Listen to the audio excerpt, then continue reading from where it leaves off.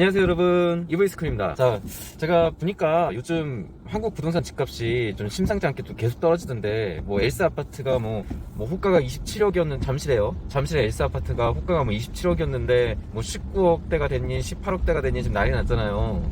근데 제가 말씀드린 바대로 지금 가격에 여러분들이 사시면은 떨어진 칼날을 잡는 거예요. 그러니까 지금 앞으로는 떨어질 일만 가득해요. 그래서 뭐 국민평형 뭐 84제곱미터가 뭐 19억이 됐다, 뭐 18억이 됐다, 뭐 이래서 뭐 난리 나고 뭐 그러잖아요. 근데 그거 전혀 그렇게 혹하실 필요 전혀 없어요. 그러니까 지금 이 가격은 이미 그 분양 가격보다 일단 2배 이상 되는 거기 때문에, 일단 여러분들이 기본적으로 제가 지난번에도 말씀드렸듯이 기본적으로 그 일반적인 우리의 가격대, 그러니까 여러분 다 아실 거예요. 일단은 그 30평형이 뭐 한 7, 8억, 8, 9억, 뭐 7, 8억 정도요. 그리고 20평대가 5, 6억 정도, 이런 식으로 가격이 제자리에 돌아갈 때까지 쳐다도 보지 마세요. 그거는 지금 가격은 뭐 떨어졌다 뭐 술렁거리는데 아직 떨어질 한참이고요. 이제는 매물을 술렁술렁대면서 이제 가격 어거지를 이제 버티다가 조금씩 정신을 차리는 거예요, 집주인들이. 그래서 지금 빨리 팔고 또 지금 빠져나가야 자기들도 이제 또 조금이라도 지금 거품이 그 쌓인 거를 조금이라도 챙길 수 있다는 거를 인지하고 있기 때문에 조금이라도 좀 걷어들이기 위해서 금매로 내놓고, 또 이제 거기에는 세 가지 부류가 있어요. 자, 첫 번째는 집을 담보로 해가지고,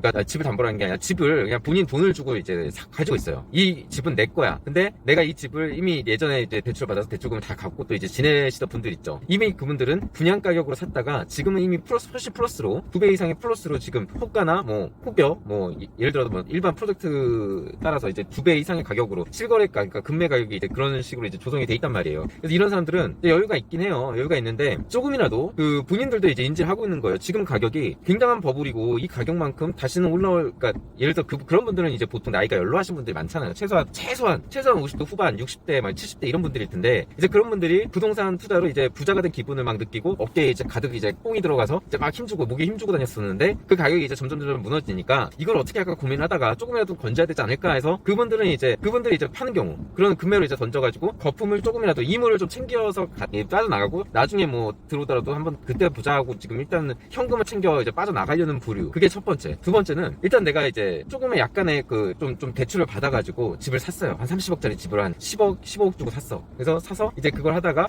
그 정도 한 10억 정도 안으로 30억이면 10억 안팎으로 이제 대출을 좀 받고, 자신의 어떤 사업경이나 앞으로의 운영자금이, 사실 요즘 경기 침체라서 또 코로나 시국에 굉장히 힘들지 않았습니까? 그래서 그때 대출이나 뭐 이런 걸 좀 받았던 거예요. 그래서 이렇게 대출 받았던 사람들이 자기도 이제 어떤 이자나 뭐 이런 것들이 금리가 이제 오르고, 또 코로나 이전 상황으로 되돌아가기 위해서 이제 금리 오르고 막 그 경기는 또 침체됐으니까 코로나에서 이제 그 전으로 돌아간 만큼 소비 심리나 이런 게 살아나지 않으니까 가게나 뭐 작은 소규모 기업이나 중소기업이나 운영이 좀 어려워진 거예요. 그래서 이런 분들이 그 대출을 이제 주택을 이제 담보로 해가지고 사업자금 대출을 받았다가, 이런 분들이 이제 그런 경기 침체나 이런 게 또 겹겹이 겹쳐가지고 힘들어진 거예요. 그래서 이거를 처분하려고 이제 마음을 먹고 이제 처분을 해야 되는, 빨리 처분을 해서 주택을 처분을 해서 그 돈으로 이제 사업 운영에 이제 급한 부분, 적자되는 부분 이런 걸 좀 끄고 이렇게 돌려서 이제 유용할 사람들도 이제 금매로 던지겠죠. 이게 두 번째요. 그리고 세 번째 부류, 아무것도 없어요. 그냥 일반 직장인인데 좀 어떤 본인의 자산 증식 욕심 때문에 그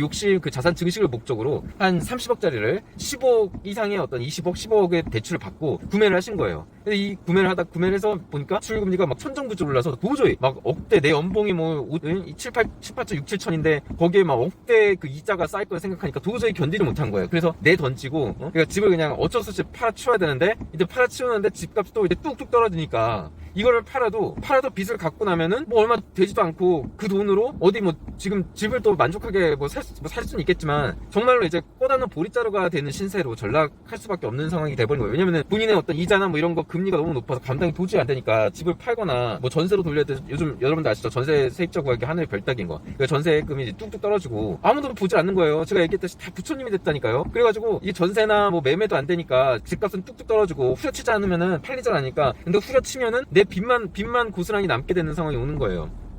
그러니까 한마디로 아예 그냥 사지 않았던 게 오히려 낫는데 괜히 사가지고 뭐 세금이니 뭐 거기에다가 집값 떨어져가지고 빚이니 내 목돈만 날린 상황이 돼버린 거죠. 그래서 세 가지 부류가 있어요. 그래서 지금 보니까 그런 세 가지 부류의 분들이 조금 더 조바심을 낼 수밖에 없는 분위기가 되고 있는 게, 앞으로 미국 연준 파월 의장도 얘기했듯이 앞으로 자이언트 스텝, 빅스텝 이거 계속 될 겁니다. 그리고 최소한 제가 볼 때 올해는 계속 자이언트 스텝을 할 것 같아요. 그리고 내년도 그렇고 내후년도 마찬가지예요. 그래서 내후년은 이제 빅스텝으로 좀 완화가 되긴 해도 빅스텝은 엄청난 0.5% 이상의 그런 금리 인상이잖아요. 굉장히 큰 거거든요. 그래서 그런 거를 이제 계속 그것도 연타로 맞아봐요. 그거 한 방, 두 방 맞고 끝나는 게 아니라 연타로 계속 맞으니까 아주 그냥 정신을 못 차리는 상황이 될 거예요. 제가 얘기했잖아요. 올해 그 주담대 금리 10% 넘을 거라고, 변동금리. 그래서 그 10% 넘으면은 이제 그때부터는 정말 이제 실감이 오는 거죠. 도저히 감당이 안 되는 분위기로 가버리는 거예요. 이 금리 인상이. 그래서 제가 지난 시간에도 누누이 얘기했듯이 집을 아직 가지지 않으신 분들은 정말 팔짱 끼고, 정말 팔짱 이렇게 딱 끼고, 나 집 안 사야지 하고 이렇게 뒤돌아서 그냥 아예 그냥 집을 보지 마세요. 보지 마시고 내후년까지 기다려보시라니까요. 내후년에 반드시 기회가 와요. 그리고 그때 아마 코로나 이전의 가격 수준으로 돌아온다니까요. 내년에도 가능해요, 그게. 내년에도 코로나 이전의 가격 수준으로 돌아오기 시작할 거예요. 그래서 지금 실물 자산의 가격이 엄청나게 떨어졌어요. 왜? 금리 인상으로 이 금융이나 자산을 활용함에 따라서 자산 가치가 늘어나는 거지, 실물 가치는 굉장히 떨어질 수밖에 없거든요. 금리 인상이 되면 다 휘수가 되는 거니까. 그래서 이 돈이 다 휘수가 되고 나면은 정말로 지금 뭐 현금 부자가 산다? 뭐 현금 부자 바보예요? 현금 부자는 자기 돈이 있어도 현금 주고 집 안 사요. 다 대출이나 뭐 그런 어떤 그 대출이나 이제 신용이나 뭐 이런 걸 껴서 이제 사지, 그거를 어느 바보가 100%를 다 주고 삽니까? 자기 현금 유동성을 위해서라도 대출금리를 대출을 이제 포함시켜가지고 사지, 현금 부자들이 현금 다 주고 안 사요. 뭐 금리 인상이다? 금리 인상 때문에 대출 안 받고 현금 다 주고 산다? 그거 되게 일차원적인 발상이에요. 그러니까 집을 빨리 사주기를 바라시는 분들이 언론이나 뭐 부동산 업자나 뭐 그런 얘기를 하시는데, 절대 그런 거에 뭐 현혹되시지도 않겠지만 혹이라도 혹하시는 분들이 없기를 바랍니다. 그래서 그런 것들은 정말 말도 안 되는 얘기고, 앞으로는 집이 굉장히 폭락을 할 거고, 절대로 그거를 떨어지는 칼날을 잡으려고 하면 잡으면 어떻게 되죠? 떨어지는 칼날 피 터지고 여기 손 다 까지고 뭐 잘라지고 난리가 나겠죠. 그러니까 절대로 잡지 마세요. 그 떨어지는 대로 지켜보세요. 그냥 얼마나 떨어지나 보자, 팔짱 딱 끼고 얼마나 떨어지나 보자. 1억 2억 장난해? 하면서 계속 이제 보면서 아주 그러니까 지금 가격에 반의 반 정도, 예를 들어 30억이다 그럼 30억의 반이면 15억이죠. 자, 15억의 반이면 얼마죠? 7,800 되면은 그 정도 수준의 뭐 30평대면 살만하다 이거죠. 그 정도면은 30평대를 뭐 4, 5억 뭐 이렇게 바라지도 않아요. 뭐 일단은 잠실 기준으로 말씀드리는 거예요. 잠실 기준으로 뭐 한 30평대? 그러면 한 7, 8억 정도? 예, 그 정도면 적당하다고 봐요. 그 외곽 지역은 조금 더 아무래도 이제 위치나 뭐 그런 입지 때문에 조금씩의 어떤 소폭 하락은 있을 수 있어. 그 수준 차이는 있을 수 있으나 7, 8억 정도가 딱 적당해요. 30평대면은. 20평대면은 한 5, 6억 정도? 그 서민이 본인의 노동 가치로 해서 노동을 이제 열심히 벌어가지고 저축하고 해서 내 집 마련의 꿈을, 내 가정을 이룰 때쯤에 만들어서 나중에 이제 남은 세월이 계속 갚아 나가면서, 그리고 그런 세월이 5, 6년 뭐 길면 10년 세월이 지나고 이후에는 이제 정말 내 집을 갖고 이렇게 어떤 일반적인 국민의 삶 이런 것들로 이루어져야지, 의식주의 큰 스트레스를 받지 않는 일반적인 서민의 삶으로 돌아가야지. 지금 말도 안 되는 가격이잖아요. 지금 30억이 말이 돼요? 아파트 그 콘크리트 하나에 잠실에 30억 뭐 이러면 말이 돼요? 이거 누가 사요? 누가 그걸 사요? 그리고 무슨 집가격이 30억이야. 집은 이제는 자산 증식의 수단이 아니에요. 집은 그냥 주거의 개념이에요. 주거의 개념. 제가 얘기했잖아요. 앞으로 금리 인상뿐만이 아니라 인구 감소라든지 1인 가구 증가라든지, 그리고 장기 경기 침체라든지 여러 가지 문제가 있고, 또 앞으로도 계속 공급은 이루어질 거고, 공급이 안 이루어질 수 있어요. 계속 이루어지지 않지. 계속 짓고, 얼마 전에 뭐 신도시 그 정부에서도 발표했잖아요. 그런 것처럼 공급은 계속 이루어질 수밖에 없어요. 공급은 계속 이루어지고 1인 가구는 증가하고, 그런 시장 상황이 이제 계속 오는 거예요. 그러면은 나중에 제가 말씀드렸잖아요. 여러분들 나중에 그 가격이 유지가 될 거라는 생각 버리시라니까요. 여러분들이 팔 때는 사람들이 없어요. 그때 살 사람들이 있어야 그 시세 수준이 유지가 되는 건데, 그때 사줄 사람이 없으면은, 여러분들 집을 사줄 사람이 없으면은 그 가격은 떨어질 수밖에 없고, 또 여러분들이 혼자 팔려고 합니까? 아니잖아요. 여러분들 이웃이 팔 수도 있고, 되게 많은 사람들이 한꺼번에 팔 수 있는 거고, 한두 사람이 아니에요. 집이 뭐 한두 채입니까 지금? 그러니까 집을 팔 사람들은 굉장히 많아요. 근데 앞으로 살 사람의 수요나 뭐 여러 가지 어떤 구매 입장에서 이제 이거를 골라갈 수 있는 상황이 온 거예요. 그러니까 그 판매자는 가격을 낮출 수밖에 없는 상황이 온 겁니다. 그러면 제가 얘기했잖아요. 지금 버블이요? 제 인생 최대의 버블이에요. 이만한 버블은 앞으로 제가 볼 때는 50년간은 없을 거예요. 그죠? 제가 보기엔 그래요. 뭐 팬데믹이 온다? 팬데믹이 다시 한번 온다? 그때 다시 이렇게 될 것 같습니까? 안 그래요. 왠지 아세요? 미국에서 이미 팬데믹으로 인한 그 경기의 그런 어떤 돈을 풀고 경기를 완화시키는 정책의 위험성을 이번에 아주 절실하게 깨달았거든요. 그래서 두 번 다시 이런 과오를 저지르지 않을 거라고 저는 확신해요. 미국이 바보가 아니잖아요. 미국 연준이 오죽하면 그러겠습니까? 처음 겪는 일이니까 그럴 수 있다는 얘기예요. 그래서 앞으로는 무슨 팬데믹이 온다? 그러면은 미국에서 경기 활성화를 위해서 그렇게 안 한다는 얘기예요. 풀어도 아주 조금씩 풀어요. 아주 풀어도 조금씩 풀기 때문에 절대로 뭐 이제 팬데믹이나 이런 게 와서 절대로 집값이 오를 것이다라는 생각은 유동성이 많아져서 집값이 오를 것이다? 절대 그렇지 않아요. 지금 제가 얘기했잖아요. 아마 여러분들도 마찬가지일 거예요. 여러분들 평생에 지금이 최대 버블이에요. 지금 이 상황이 여러분들의 그 집값을 바라보는 최대 버블이 될 거예요. 앞으로 이런 버블 없습니다. 그러니까 제가 얘기했잖아요. 지금 버블 때문에 자산 증가됐다고 좋아만 하실 거 아니라 빨리 급급매로 던지라니까요. 조금이라도 건지려면은 단 1, 2억이라도 건지고 싶으시면은 지금이라도 급급매로 던져버려야 돼요. 안 그러면 아무도 안 사요. 지금 모두가 얘기했잖아요. 제가 제 방송 보신 분도 아시겠지만 지금 집 수요자요, 실수요자들이요, 그리고 집 구매 의사 있는 사람들이요 다 팔짱 껴요. 지금 다 부처님이 됐다니까요. 다 막 하도 막 부추기고 그 코로나 시국에 하도 부추기고 집 사야 된다, 지금 못 사면은 당신 집 없다, 항상 이러던 사람들 이제 부추김에 질려가지고 아예 그냥 팔짱 끼고 지켜보고 있어요. 왜? 지금 그냥 가만히 보기만 해도 자고 일어나면 폭락하니까, 자고 일어나면 또 일을 억측 떨어지니까 그런 상황이 왔다 이거예요. 당연히 여러분들 모두 제가 얘기했잖아요. 모든 과열이나 모든 지나친 열기, 뭐 지나친 어떤 수요, 뭐 되게 막 몰리는 거 있잖아요. 그런 광적인 그런 부분은 나중에 반드시 반작용이 오게 돼 있어요. 그 반작용으로 이제 그만큼 올랐던 거 있죠. 코로나 시국에 그만큼 떨어지기만 남은 거예요. 정말로요. 이제 떨어집니다. 이제 쭉 수직 하강합니다. 여러분들 지금 뭐 30억 됐다고, 30억짜리가 뭐 10억에 실거래 금매 이루어졌다고 수렁수렁 거릴 때가 아니에요. 지금 여러분들 집 조금이라도 지급하세요. 제가 얘기했잖아요. 지금 좀 대출 받고 좀 부담스러운 분들도, 대출 받아서 좀 손해보고 팔아야 되는 분들도 좀 손해 보더라도요 빨리 팔아야 된다니까요. 자산 증시라고 생각했던 생각 있죠? 그 생각 이제 조금씩 바꿔야 돼요. 그런 차원에서 바꿔야 된다는 얘기예요. 지금 빨리 조금이라도 여러분들 거품이 좀 쌓여있는 상황에서 금매로 조금이라도 던지지 않는 이상 여러분들 나중에는 이제 떨어질 일만 남았고 오르진 않은 거예요. 주식이랑 똑같은 거예요. 주식에 지금 떨어질 거 오르겠죠 하고 갖고 있잖아요. 그럼 계속 떨어지는 거예요. 그러다가 이제 마이너스 한 30% 났던 거 지금 마이너스 한 70% 80% 나고 더 손해를 볼 수밖에 없는 구조가 돼버렸어요. 왜? 지금이 최대 버블이기 때문이에요. 지금이 피크예요. 여러분들 주식 차트 아시잖아요. 주식 차트에서 그 꼭지 찍은 거예요. 지금 꼭지를 찍고 이제 수직 하강할 일만 남았고 아무도 안 샀나니까요. 봐요. 실거래 얼마나 됐어요? 7월 달에 600건인가요? 하루에 뭐 2채 정도인가 얼마 거래가 안 됐다고 하더라고요. 그러면은 7월 달에 그렇게 주택 건수가 적은데 거래 건수가 8월 달에 절반 반토막이래요. 아직 추산 안 나왔지만 8월 달에 그 지난달 있죠? 바로 지난달에 그 절반이래요. 7월 달에. 앞으로 어떻게 되겠어요? 9월 달에요? 9월 달에 연준에서 금리 인상 또 하잖아요. 10월 달에요? 또 떨어져요. 계속 반토막이 난다고요. 그러니까 여러분들 거래가 아예 멸종. 여러분들 팔고 싶어도 못 파는 상황이 온다니까요. 그러니까 조금이라도 더 늦기 전에 지금 빨리 지금이에요. 지금 여러분들 생각할 시간 없어. 집 가진 분들, 자금 부담 느끼시는 분들, 그런 분들 지금 생각할 여유가 없어요. 조금이라도 남들보다 더 빨리 팔아야 돼요. 지금은 여러분들 조금이라도 더 빨리 파는 사람들이 승자예요. 제가 보기엔 그래요. 지금 아무도 안 사요. 여러분들 어중간한 가격으로 매매 글 올리잖아요. 매매 부동산 내놓잖아요. 아무도 안 사요. 아무도 안 산다고요. 지금 그 가격이 말도 안 되는 거를 다 안다니까요. 다 알아요. 그리고 지금 사시는 분들도 진짜 조심해야 되는 게, 금매로 나오더라도 그 가격이 오를 거라는 생각은 하지 않는 게 좋아요. 제가 얘기했잖아요. 자산 증식의 수단은 이제 아니다.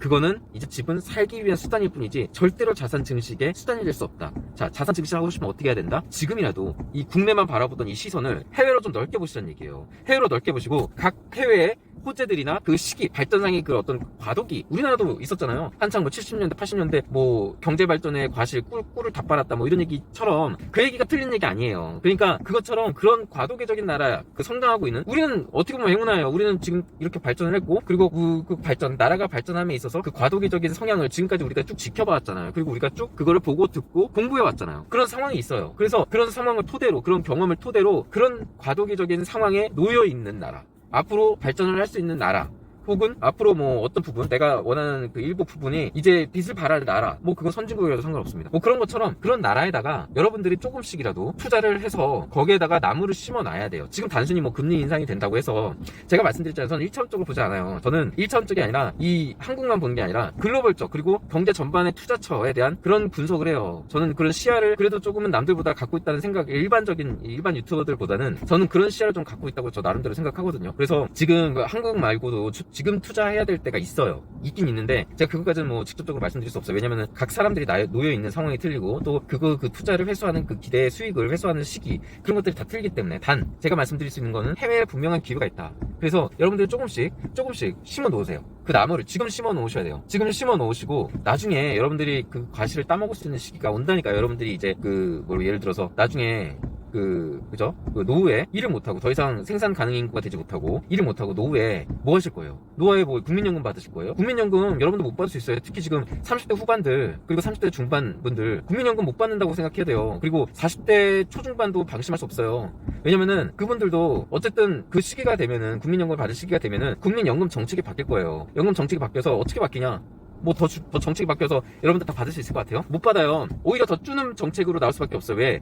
조금이라도 못 받는 사람이 생기지 않게 하기 위해서 연금 액수가 줄어들어서 뿜빠이가 될 거예요. 그 연금 액수가 줄어들어서 뿜빠이가 되면은 그렇게 되다 보면은 그 사람들이 점점 연금을 받는 사람들이 또 세월이 지나면서 늘어날 거 아니에요. 그럼 생산 인구는 인구 감소로 인해서 점점 줄어들겠죠. 제가 얘기했잖아요. 지금 20대 이런 애들은 국민연금 못 받고요. 아마 국민연금 100만 원씩 내야 될 거예요. 그런 것처럼 인구 고령화가 좀 심각하니까 여러분들 나중에 국민연금 받는다는 생각은 일단 버리세요. 국민연금 말고 다른 걸로 대체해야 되는데, 자, 제가 눈에 얘기했죠. 부동산 절대 여러분들 자산 증식 안 돼요. 부동산은 그냥 살기 위한 수단일 뿐이에요. 아니면 그냥 월세 사셔도 상관없어요. 오히려 월세 사는 게 나을 수도 있어요. 그래서 부동산은 더 이상 자산 증식이 수단이 아니고 이제는 자산 증식을 하고 노후 대비를 하기 위해서는 다른 곳에 투자를 하셔야 돼요. 다른 곳에 투자를 해서 그거를 여러분들 나름대로의 준비를 여러분들이 젊을 때, 여러분들이 한창 일해서 한창 돈을 벌 수 있을 때 그때 해야 돼요. 나중에 하면 늦어요. 나중에 하면요 진짜 어떤 다양한 사고가 생기지 않기 때문에, 사실 지금 그 집 사가지고 영끌하고 뭐 집 사고 무리하게 집 사고 뭐 부동산에 대한 굉장한 믿음을 가졌던 사람들이 여러분들 주변에 있었을 거예요. 근데 그 분들조차도 이제는 본인들의 걱정을 할 수밖에 없는 상황이 되어버렸다. 지금 당장 어떻게 살아야 될지 막막하신 분들이 굉장히 많아졌다는 거예요. 그 부동산이 자산 증식의 수단 그리고 노후 대비의 수단이라고 생각하셨던 분들이 말이죠. 그래서 한창 또 그런 분들은 또 그런 분들 나름대로 자산 매각을 하루빨리 이루셔서 그 설계, 그러니까 본인의 어떤 투자 포트폴리오를 다시금 짜세요. 그리고 지금 아직 젊고 생산 가능하신 인구, 돈을 벌 수 있는 한창 일하시는, 이래서 그 노동의 가치의 과실을 받으시는 분들은 지금 빨리 설계를 하시는 게 좋아요. 지금 빠르면 빠를수록 좋습니다. 빠르면 빠를수록 여러분들이 지금 제가 얘기했잖아요. 그런 어떤 돈나무, 그러니까 여러분들 돈나무를 심어놔야 돼요. 지금 씨앗을 심어놔야 돼요. 지금 뭐 과실 따먹을 생각은 하지 마세요. 다만 내가 노후 대비용 뭐 여러 가지가 있겠죠. 노후 대비용, 뭐 예를 들어서 어느 목돈, 어느 시기에 일정 시기에 목돈 마련용, 뭐 여러 가지 여러분들의 투자 목적이 있을 겁니다. 그 투자 목적에 맞게, 그 시기에 맞게 맞는, 그 성격에 맞는 돈나무를 심어 놓으세요. 내가 뭐 예를 들어 10년을 본다, 혹은 뭐 15년을 본다, 뭐 20년을 본다, 아니 그냥 내가 은퇴하고 나서 후의 삶을 본다, 뭐 여러 가지가 있지 않겠습니까? 그런 것도 여러분들이 해놓으세요. 지금 부동산은 노후 대비용으로 하겠다는 생각은 접으세요. 지금 있으신 분들도 뭐 지금 얘기 나오고 있잖아요. 뭐 주택연금 한다고. 방법이 없는 거예요, 그분들도. 왜냐면은 집에 올인해가지고 집밖에 없거든. 남은 게 지금까지 평생 막 열심히 일해가지고 이자 갚고 뭐 해가지고 겨우 지금 하고 있는 게 그 집 하나밖에 없거든. 그런 거예요, 그런 거. 그러니까 주택연금 뭐 한다 그러잖아요. 그거 하나만 보고 살 수밖에 없는 거예요. 그러니까 제가 얘기했잖아. 자산 증식이라든지 노후 대비는 이젠 부동산은 끝났고 지금이 최대의 버블이었고, 그 코로나 전후로 사신 분들은 반드시 하루빨리 자산을 매각을 하시거나 여러분들 조금이라도 이득을 보시거나 혹은 손해를 덜 보시기 위해서라도, 그리고 여러분들이 인생을 여러분들이 망치지 않기 위해서, 또 여러분들의 인생을 위해서라도 지금 최대의 버블일 때 빨리 자산을 매각하셔라. 부동산을 파셔라. 이렇게 하시고 빨리 다른 포트폴리오로 여러분들의 자산 계획을 세워라 라는 말씀을 분명히 드립니다. 자, 여기까지 하겠습니다.